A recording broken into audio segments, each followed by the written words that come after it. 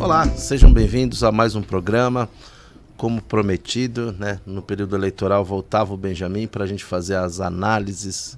O Benjamin Sepúlveda, fotógrafo, cientista político, marqueteiro, influência, o homem é uma potência. Mas a gente vai falar sobre o período eleitoral das 12 cidades que compõem aí o Cioeste, a região metropolitana de São Paulo, e vamos fazer uma análise mais crítica, mais apurada para quem está nos assistindo, né? E aí, Benjamin, tudo bem? Tudo bem, cara. Sempre um prazer estar com você. Prazer inenarrável estar na sua presença. E vamos lá, vamos falar sobre política, que é o que mais se fala agora. Acompanha aí Benjamin Sepúlveda no Instagram, Facebook. Esse cara é um dos caras mais inteligentes que eu conheço, é um estudioso, é um menino dessa geração nova aí de marqueteiro, que gostam da ciência política, né? Então, bem inteligente aí. E quem vai nos assistir vai ter um programa bem agradável, bem inteligente. Tudo bem, Benjamin? Vamos falar da nossa casa? Vamos começar pela cidade de Barueri. Você que é morador de Barueri, eu que sou morador de Barueri, eleitores de Barueri. Vamos começar com a nossa casa. Tudo bem com você? Tranquilo. Barueri, o circo tá pegando fogo, né? Começamos a campanha. As estratégias passadas, que era de usar muito a justiça para reprimir, em certa medida, algumas manifestações nas redes sociais, agora não podem mais ser utilizadas. Então isso é um grande marco, e se inicia agora, para a gente ver como vai ser a temperatura dessa campanha. Eu já tenho ideia de algumas coisas, mas essa campanha agora vai pegar fogo, porque pessoas que não poderiam falar antes por conta da justiça, agora podem falar. Interessante isso é muito interessante. O que eu vejo agora é as estratégias começando a aparecer dos candidatos. Barueri nós temos, acho que parece que quatro registros de candidaturas a prefeito, mas está bem polarizado entre dois candidatos. É uma possível, talvez, segundo turno, né? Sim. Existe a possibilidade aí do segundo turno, né? E eu queria que você me falasse um pouco desse momento, o que você está vendo.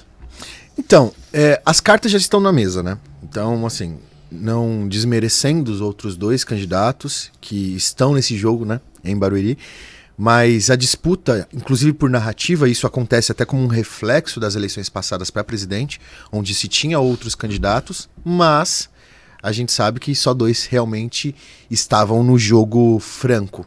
Em Barueri é a mesma coisa. Hoje nós temos dois candidatos, que é Gil e Beto Pitério, sendo Beto Pitério apoiado pelo prefeito Furlan, e o prefeito Furlan tem um histórico incrível de eleições, né? Então a gente sabe que o nome dele é muito poderoso. E o Beto sendo o vice dele. Então nós temos essas duas questões. E o grande lance é que as estratégias dos dois grupos, principalmente, já estão claras. Eu acho que o ataque vai ser bem forte entre ambos, tendo uma narrativa de que o Beto não é o Furlan, então por isso não votar.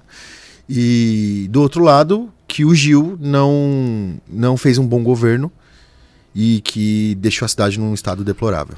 Então, esse cenário aí, você como eu que gosta de analisar a peça, o xadrez político, 2012 era um cenário muito parecido, né? Com o Zicardi apoiado pelo Furlan e do outro lado o Gil. O que muda de uma eleição para outra? O que muda foi, primeiro, o candidato do Furlan. O Zicardi, por mais que ele seja uma boa pessoa, um bom político, etc. Ele não tinha carisma com a população. Isso é um fato. O Beto, ele tem bastante carisma. Esse é um ponto. O Gil não tinha feito um mau mandato como ele fez. Entendeu? Então, o último mandato de Gil foi marcado por exemplo, 63 processos. Foi marcado por várias interrupções de serviço público, lixo, afastamento dele também. Entendeu? Um afastamento. A prefeitura de Barueri, que é uma das prefeituras mais ricas do nosso país, se falava sobre ter um empréstimo para poder quitar as contas públicas. Então, assim, teve muitas coisas que fez com que a população não confiasse mais no nome do Gil. Inclusive, ele não foi candidato à reeleição, que é um processo natural. Quando você faz um bom governo, você é candidato à reeleição. Então, teve aí um hiato aí de tempo de 4 anos, que é o mandato do Gil. Saiu Furlan, passou 4 anos, volta Furlan para corrigir os problemas da cidade, que estavam graves. Então, eu acho que são cenários diferentes, né? A cidade evoluiu muito, né, na gestão do Furlan, né? A cidade cresce muito, né? Eu vejo que esses grandes empreendimentos que vieram, né, para a cidade, eu tenho afirmado isso. Vou dar uma aula aí de graça para esses políticos idiotas aí. Barueri cresceu demais. E essa população que migrou para cá, ela não tem muito vínculo afetivo com o passado, né? Ela é um eleitor como qualquer. Então eu vejo que nesse momento o que vai fazer a diferença é o candidato apoiado por uma boa estrutura, porque as pessoas talvez, tem muita gente que nem sabe, ouviu falar, tal, Barueri Furlan, mas não tem esse vínculo emocional, mas que sabe que é uma boa gestão, então prefere a continuidade. O Pitteri é um cara muito administrador, porque ele está há 8 anos junto com a Macri, então ele vem de uma administração, tentam colocar uma pecha nele por ser de Jandira. Eu fui de Jandira, fui secretário em Jandira, moro em Barueri, morei em Jandira muitos anos, né? E isso não quer dizer nada. Se fosse assim, o nosso governador não era nem daqui, né? Isso aí. Então isso é balela para mim, isso é bobagem. O eleitor não está muito apego a mais a isso. O eleitor está apego a propostas e projetos para a cidade e para beneficiar a vida dele, tanto na saúde, na segurança, no transporte, principalmente na geração de emprego e tal. E eu acho que o Pitteri, o Beto Pitteri, ele tem esse viés aí, né? Eu acho que é isso. Então não é a mesma eleição de 2012. E o desgaste do Gil nesse terceiro mandato talvez faça com que ele desidrate, né? Mas a estratégia é bem clara, ó. Eu, como marqueteiro, eu usaria também essa estratégia. Imagina que é um político que teve um mau mandato. Só que a gente tem uma peculiaridade na cidade de Barueri, uma coisa chamada crença coletiva, onde as pessoas estão meio que acostumadas entre ser Gil, Furlan, Furlan, Gil. Porque uma sequência de mandatos foi assim. Então, o que acontece? O que eu acredito que o marketing e a estratégia de campanha do Gil está fazendo?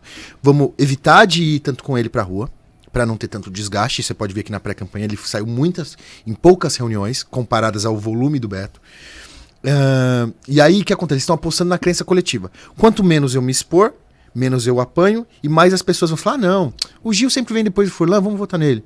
Então, ele espera isso. Por quê? Se ele for para o embate franco, muitas coisas serão mostradas.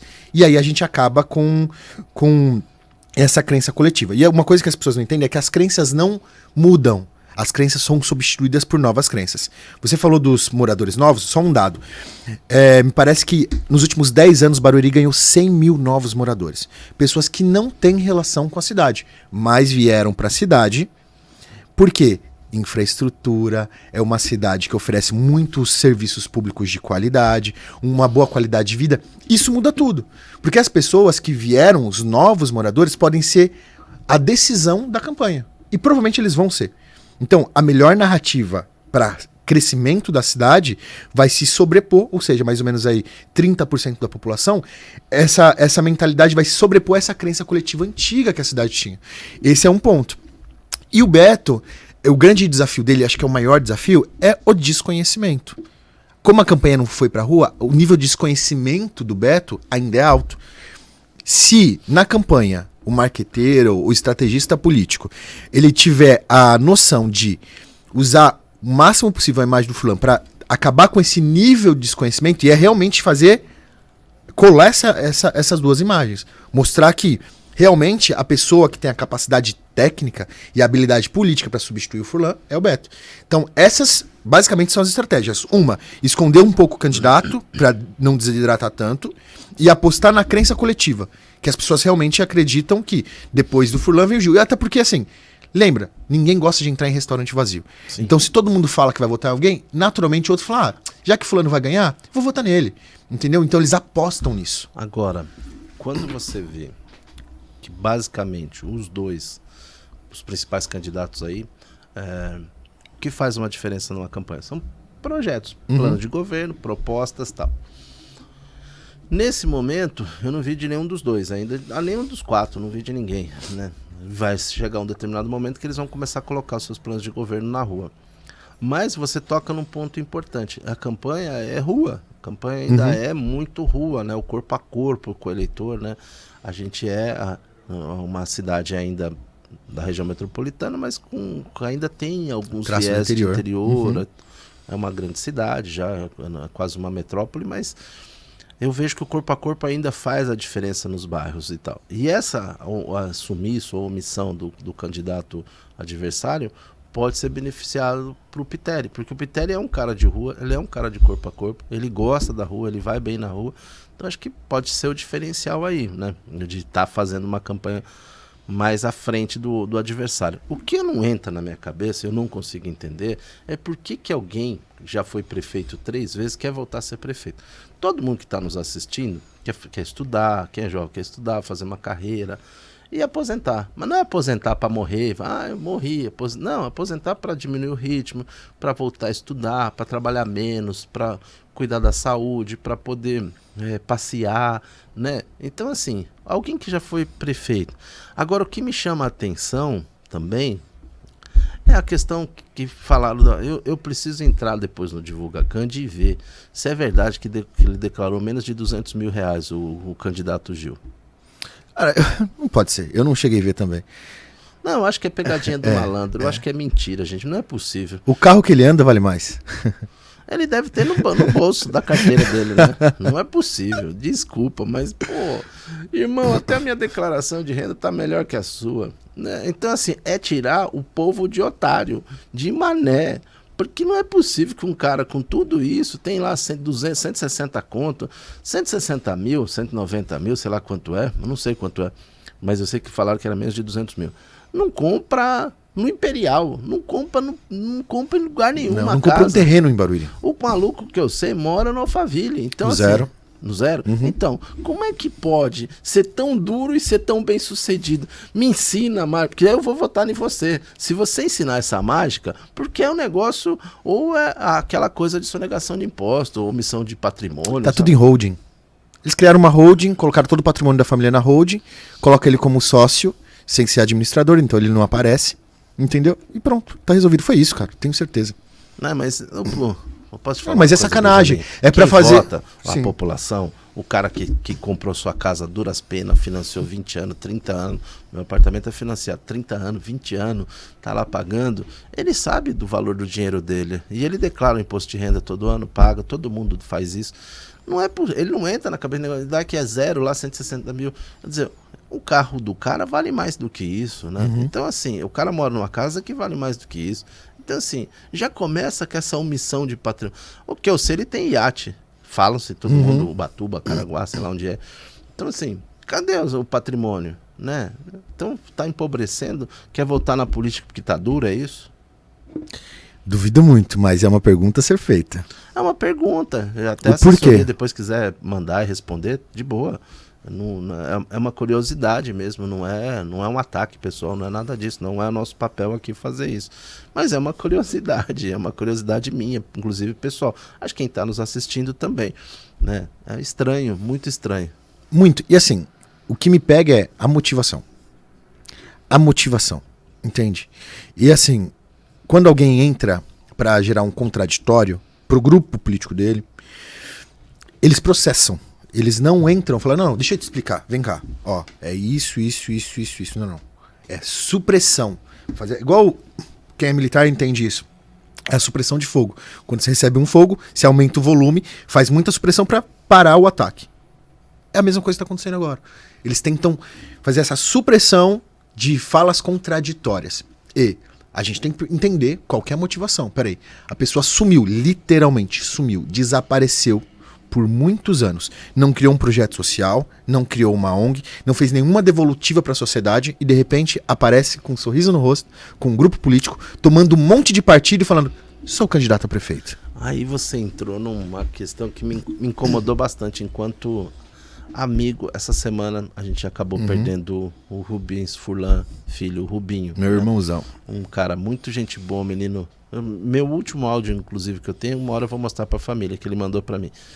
Mas eu não me senti à vontade. Fui ao velório, óbvio, né? Tinha que ir, essa obrigação para um amigo, né?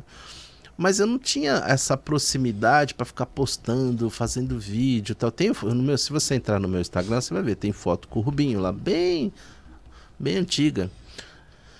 Eu não quis colocar stories, luta, nada disso. E eu vi que o adversário fez um vídeo um dia depois falado. Queria que você comentasse um pouquinho. Eu vi uma análise também esses dias de uma menina marqueteira muito legal, acho que é a Natasha. Um abraço aí pra Natasha, interessante o ponto de vista dela. Mas eu queria que você falasse também um pouquinho disso. Me incomodou. Antes de tudo, eu quero novamente desejar os meus sentimentos à família. Eu sinto muito de verdade. O Rubinho é uma pessoa muito especial pra mim. A gente convivia constantemente durante muitos anos. Mais ou menos aí, seus 25 anos convivendo muito tempo. Ele foi uma das pessoas que me trouxe pra política, né? Então, todas as vezes que eu tentei sair, ele me trouxe de volta. Então, é uma pessoa muito especial pra mim. A gente realmente era amigo e nossos últimos planos, isso é uma coisa incrível do Rubinho, é que ele mesmo com essa luta dele, a gente fazia planos. Nossos planos eram unificar os nossos podcasts e a partir desse momento ter um podcast juntos, eu e ele, né? Então, mas infelizmente Deus mudou os planos, né? E eu sinto muito de verdade, eu desejo meus sentimentos à família, desejo meus sentimentos a todas aquelas pessoas que realmente amam. Ele era uma pessoa muito amada. Isso entra no ponto que você comentou. Eu fiquei muito incomodado com esse vídeo. Quando a gente trabalha com marketing, você sabe disso, quando a gente trabalha com política, estratégia política, a gente começa a entender um pouco sobre a expressão das pessoas. O que a expressão delas passa. O candidato, eu vou dar um nome para isso. O candidato Gil Arantes gravou um vídeo com a sua esposa e vice, que é uma coisa que eu não entendo também, colocou a esposa de vice, deve estar com medo de alguma coisa. Gravaram um vídeo pós o falecimento do Rubinho.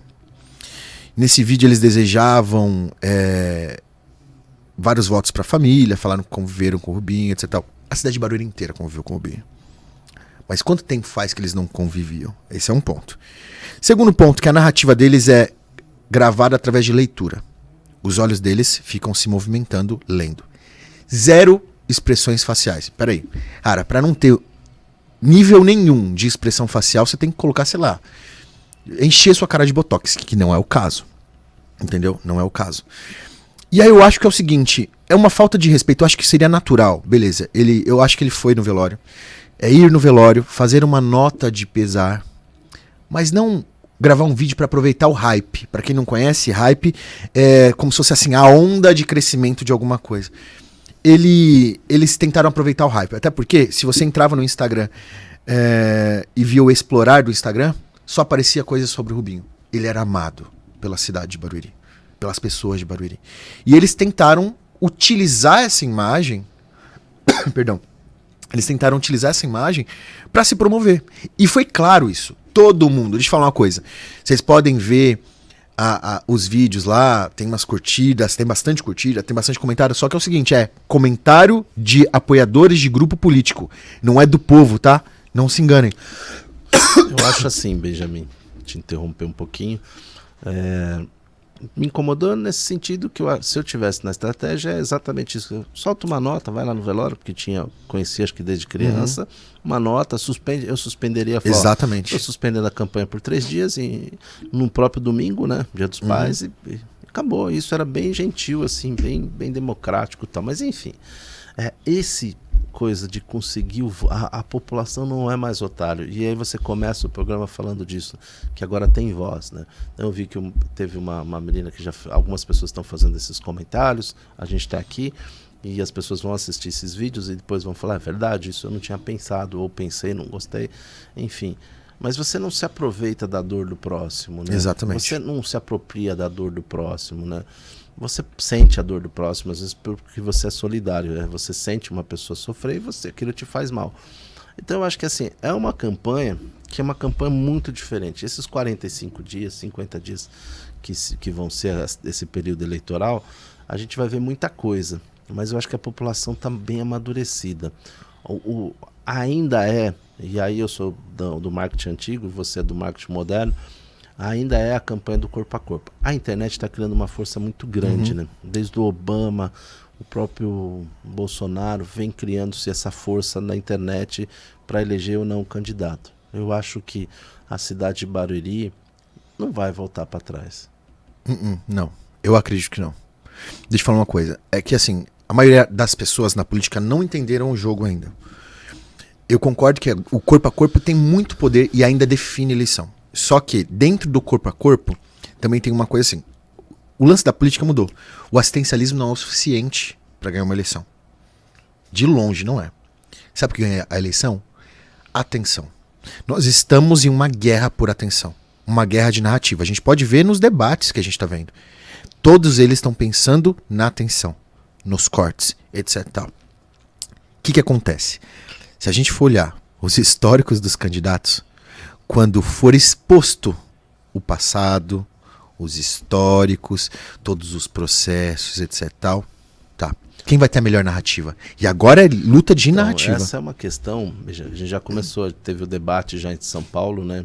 O Marçal, Boulos, enfim, da Atena, parecia um gaguinho, gaguejando, né? Enfim, você espera que um jornalista fale muito bem, foi um dos piores.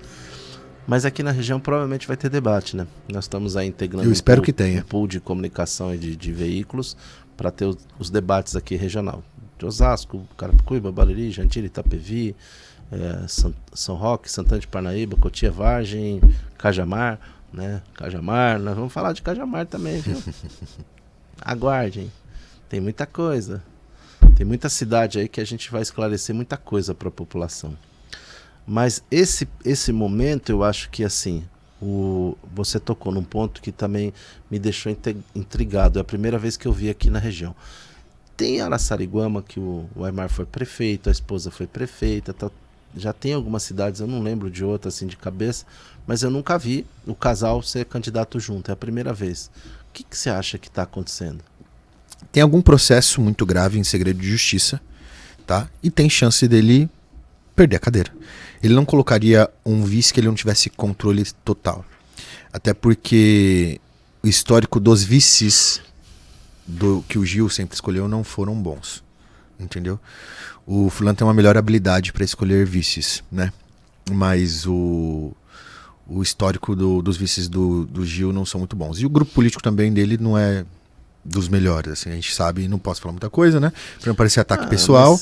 Para não parecer ataque pessoal. Só que assim, então a melhor forma de segurar o grupo político é ter uma pessoa da família. Entendeu? Então por isso que ele colocou assim. Entendi. E a Silvia tem um histórico na Fazenda Social, etc. Quando primeira dama, etc. Então eles apostam que a união dessas duas imagens possa agregar voto. Entendi, mas é controverso, né? É muito controverso. Tem alguma coisa, alguns processos ainda estão em segredo de justiça. Então isso não dá pra ter também acesso. É uma coisa que eu não entendo, né? Quando tem negócio de segredo de justiça. Eu acho que o homem público não pode ter processos em segredo de justiça. Eu também concordo, né? Eu acho que é muito estranho você ver essas coisas aí. Enfim, a gente tá indo pro final, Benja. O programa é muito... Não. O Bambu tem muito pra gemer ainda hoje, pô. Não, mas tem muito aí. O pessoal tem pedido aí, talvez a gente faça nesse desafio aí, que a gente faça um programa talvez diário, tem muita informação e é um momento que precisa chegar as informações às pessoas, né? Mas eu queria que você falasse para a gente ir finalizando a questão do impacto do Rubinho na campanha, nesse projeto eleitoral. Eu acho que ele era uma figura pública, ele estava na coordenação da campanha, né? Você via ele a todo momento, mesmo com as dificuldades, com tratamento quimioterápico e tal, e sempre à frente, sempre sorrindo, sempre bacana. Então eu queria que você falasse qual é o impacto que você acha que tem nesse projeto eleitoral. Antes de tudo eu quero falar uma coisa.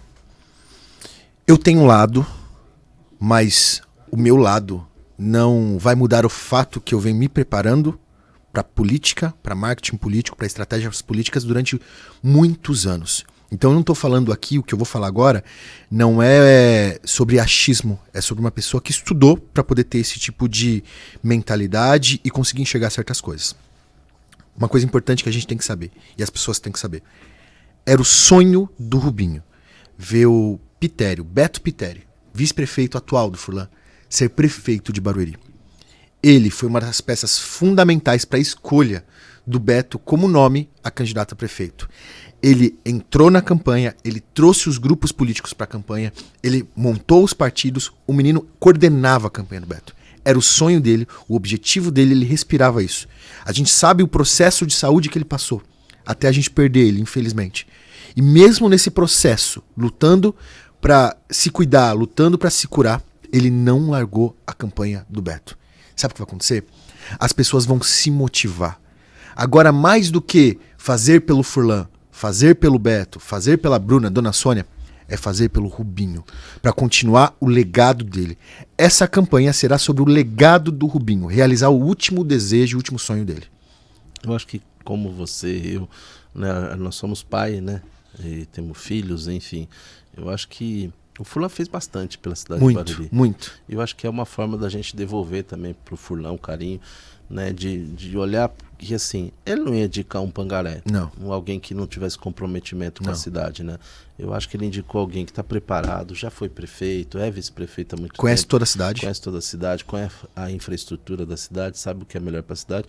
Acho que a cidade vai progredir bastante, né? Vamos acompanhar bem de perto esse momento eleitoral, né? Assim que os candidatos, acho que essa semana, começam a soltar o seu material para a gente avaliar de fato os planos de governos e dizer, olha, isso é bom, isso é ruim, isso aqui é balela, isso é mentira. Eu vi hoje um material de uma cidade aqui próxima, hospital e maternidade. Aí você fala, poxa vida, toda eleição eles prometem isso e nunca se cumpre, né? E você vê de todas as cidades, né? É sempre as mesmas propostas que nunca avançam, né? E o desenvolvimento regional passa por uma série de coisas, né? Então acho que... Sabe que eu queria fazer uma provocação aqui, Maurinho, pra gente encerrar? Eu acho que você poderia analisar, você que é especialista nisso, os planos de governos passado de quem é candidato agora. Então, por exemplo, você pegar, analisar o plano de governo do Gil Arantes na última eleição, se ele cumpriu no mandato dele. Porque isso é importante. A gente até, eu tenho um amigo, acho que é o Júlio Leal, acho que está fazendo isso. Podemos até convidar ele, fazer uma roda aqui de trabalho para a gente discutir. Convidar outros especialistas e dar oportunidade também. Eu não tenho se é Gil, se é Fabião, o pessoal para a gente debater. Não com o candidato, mas com a equipe técnica ou com alguém que defenda aquele projeto político, tentar provar pra gente que a gente tá equivocado, porque a gente não é o senhor da verdade. Sabe uma coisa louca? Antes de você encerrar, eu sei que você vai bater o martelo pra encerrar, é o seguinte. Muitas pessoas falam que o Gil tem palavra, certo? Deixa eu falar uma coisa. Não se esqueçam. Cumpriu com o povo? Se não cumpriu com o povo, não tem palavra. Me incomoda a questão da merenda, né? Nem me fala. Eu quero que você vá para suas considerações finais, mas essa questão é assim, tem coisas que são sagradas, né? Na política, na vida, com o ser humano, e alimento de criança, violência contra a criança, é uma coisa que me deixa bastante incomodado, né? Então, assim, quem rouba a merenda é complicado, né? Não vou citar nomes, né? Porque eu tenho bastante advogado, tem um que é fera, tem prefeito que deve a cadeira para ele, mas eu dou muito trabalho para ele. Então, eu não vou citar nomes, mas o povo é inteligente. Eu queria que você fosse para as suas considerações finais, Benjamin. Eu quero só te agradecer pela oportunidade de estar aqui novamente, podendo expor as minhas ideias. Eu sei que eu ainda sou um girino na política, porque perto de você, que tem uma vasta experiência, o que eu tenho de idade, você tem de profissão, né? Não, mas você é um menino brilhante e você vai estar nesses programas agora, nesse período eleitoral. Depois a gente volta com as entrevistas rotineiras e tal. Mas agora é um período que as pessoas querem saber, é um momento político, querem viver política. Então, assim, vamos chamar, o Paulo Júnior já esteve aqui, vamos chamar especialistas também para a gente debater junto. Podemos fazer aqui até com 4 pessoas, o estúdio comporta. E vai ser um momento interessante que contribua para a população, que contribua também para quem vota, não é eu voto no meu candidato, Benjamin, no dele, mas é a população. E que a gente possa ser aí um farol, aí uma luz para a população, escolher quem é o melhor candidato. Então, nas minhas considerações finais, eu quero falar direto para você. Para você que tem um título de eleitor e vota. Não se enganem com histórias bonitinhas nas redes sociais. Procurem conhecer os históricos. Sabe por quê? Sabe por que a gente estuda história na escola? É pelo mesmo motivo que a gente tem que estudar a história dos candidatos na eleição. Pra gente não cometer os mesmos erros e fazer as mesmas burrices e colher os mesmos frutos amargos que um dia a gente colheu. Vocês entenderam sobre o que eu tô falando? Eu quero agradecer meu amigo Benjamin, esse menino inteligente. Tamo junto. Dizer que a gente vai fazer uma análise. Tem candidato que está fazendo dancinha. Acho que vai dançar na zona também. A gente vai falar sobre isso também no próximo programa, que é engraçado, mas é meio que um despojo na cara do povo, né? Mas a gente vai estar, nesse momento, muito atento às questões eleitorais. né, para mostrar para o que é legal, o que não é legal. Tá bom? Forte abraço, até o próximo programa.